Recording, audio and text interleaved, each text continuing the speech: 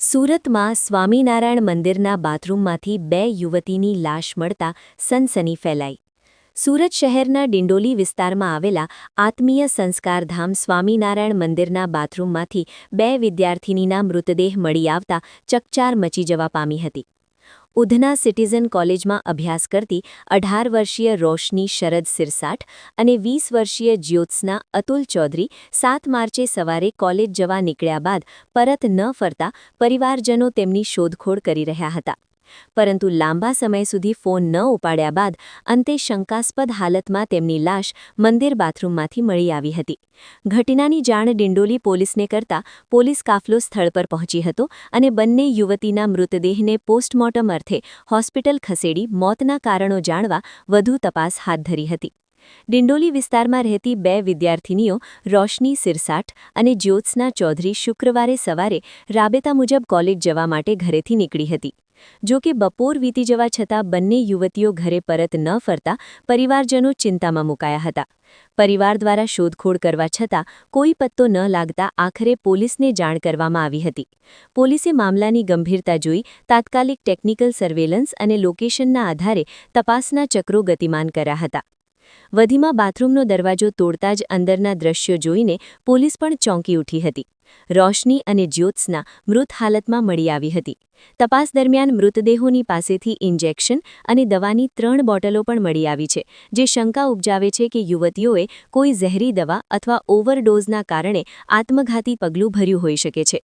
જો કે આ મોત પાછળનું ચોક્કસ કારણ હજુ સુધી સ્પષ્ટ થયું નથી. પોલીસે અકસ્માતે મોતનો ગુનો નોંધી તપાસ તેજ કરી હતી. ડિંડોલી પોલીસે ગુનો નોંધી આગળની કાર્યવાહી હાથ ધરી છે. બંને યુવતીઓએ કયા અગમ્ય કારણોસર આ અંતિમ પગલું ભર્યું અથવા તેમની સાથે શું બન્યું હતું તે જાણવા માટે મૃતદેહોને પીએમ અર્થે ખસેડવામાં આવ્યા છે. ઇન્જેક્શનમાં કઈ દવા હતી અને તેનાથી મોત નીપજ્યું છે કે કેમ તે દિશામાં એફએસએલની મદદ લેવામાં આવી રહી છે. પરિવારજનો દ્વારા તપાસ કરી હતી. ત્યારબાદ ડિંડોલી પોલીસ સ્ટેશનમાં ફરિયાદ કરી. પોલીસે શોધખોળ શરૂ કરી અને લોકેશન ટ્રેસ કર્યું તો સ્વામિનારાયણ મંદિર પાસેનું લોકેશન બતાવ્યું. ત્યાં જઈને જોયું તો તેમની ગાડી મળી આવી. અમે આખું મંદિર તપાસ્યું પણ કંઈ મળ્યું નહીં. એક બાથરૂમની લાઇટ ચાલુ હતી એટલે અમને શંકા ગઈ.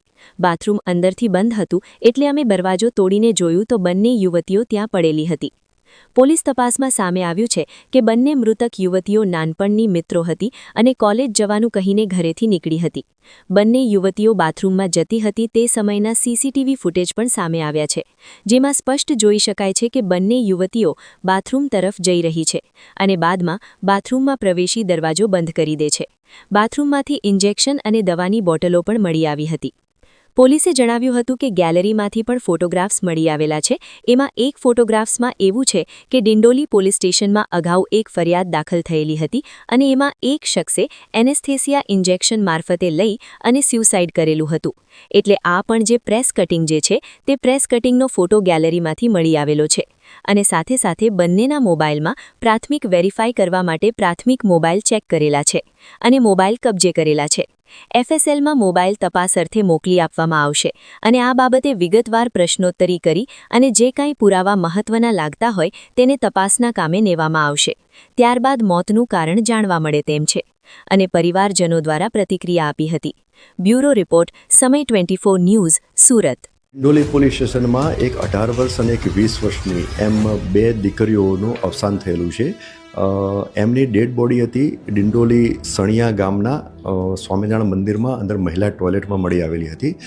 બંને દીકરીઓએ જ્યાં ડેડ બોડી મળી આવેલી હતી ત્યાં એનેસ્થેશિયાના ઇન્જેક્શનના ખાલી અને ભરેલી બોટલ અને બીજા ઇન્જેક્શન એ પણ મળી આવેલા હતા.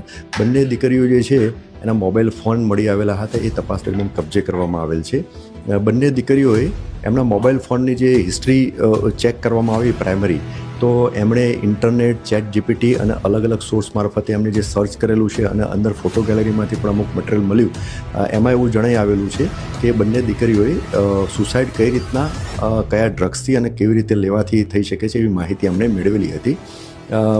બંને દીકરીઓ ની અલગ અલગ એડી દાખલ કરીને હાલમાં તપાસ ચાલુ છે. બંને દીકરીઓના પરિવારના સભ્યોની પૂછપરછ કરી તો એમણે એવું જણાવ્યું કે બંને દીકરીઓ પ્રાઇમરી એટલે કે સ્કૂલિંગ પીરિયડથી એકબીજા સાથે પરિચયમાં હતી અને બંને ગાઢ મિત્રો હતા અને એક બીકોમ સેકન્ડ યરમાં અને એક બીકોમ ફર્સ્ટ યરમાં અભ્યાસ કરે છે. બંનેનું પીએમ થઈ ગયું છે અને ફાઇનલ કોર્સ ઓફ ડેથ આવવાનું બાકી છે.